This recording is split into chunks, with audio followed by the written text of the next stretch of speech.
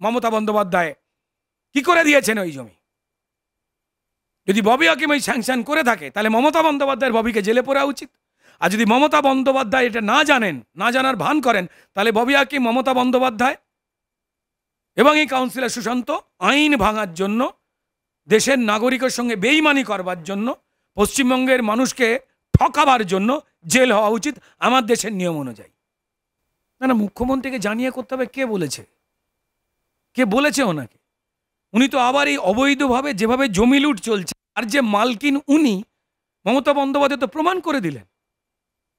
জেলা পরিষদ দেখেছে সমুদ্র সৈকতে আমাদের দেশের নিয়ম অনুযায়ী ওইখানে হোটেল বানানো যায় না।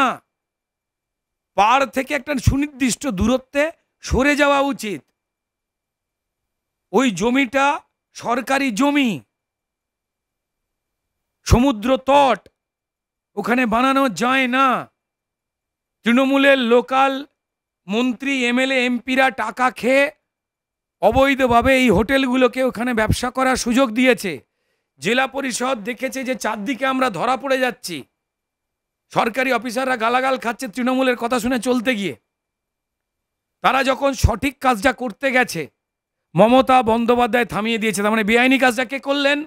মমতা বন্দ্যোপাধ্যায়। তিনি আইনের ঊর্ধ্বে, আমাদের আইনে সবার শাস্তি লেখা আছে।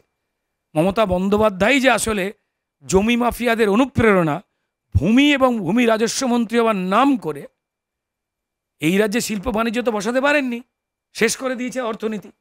তাই লুটতরাজ করে ওনাকে টাকা তুলতে হচ্ছে। ওনার এত ভালোবাসা কিসের? যারা অবৈধভাবে জমি দখল করেছে। এই তো বললাম, কসবাতে 108-এ যেটা হচ্ছে এটাও মুখ্যমন্ত্রী মমতা বন্দ্যোপাধ্যায় জানেন, ঠিক এই মন্দারমণির মতো। উনি ক্ষমা করতে পারবে না, আইন ওনাকে ক্ষমা করবে না। এ তো খুব স্বাভাবিক, পুরনো পলিসি। কুণাল ঘোষ পলিসি বলে এটাকে। কুণাল ঘোষও যখন মমতা বন্দ্যোপাধ্যায় চোর জোচ্চোর এসব বলতো, সুবিধাভোগী বলতো, সারদার ব্যাপারে বলতো, তখন তো মমতা বন্দ্যোপাধ্যায়ের পুলিশই তো ভ্যান চাপড়াতো যাতে কুণাল ঘোষের কথা কেউ না শুনতে পারে। কুণাল ঘোষ তো এই কথা বলেছিলেন যে দুর্নীতির টাকায় তৈরি হয়েছে এই সরকারটা, আমি না, তিনিই বলেছেন। এই কুণাল ঘোষই তো বলেছিলেন যে আমার জেলের পাশে কুঠুরিতে স্থান হবে মমতা বন্দ্যোপাধ্যায়। কুণাল ঘোষ বলেছিলেন, ভ্যান বাজানো হতো। এবার পুলিশ তাই করছে যাতে আর কারোর নাম না বলে দেয়। দেখুন, সঞ্জয় ধোয়া তুলসী পাতা একদম নয়। এই পরিকল্পিত সংগঠিত ক্রাইম, যা সঞ্জয় একা নয়, একাধিক ব্যক্তি মিলে করেছে।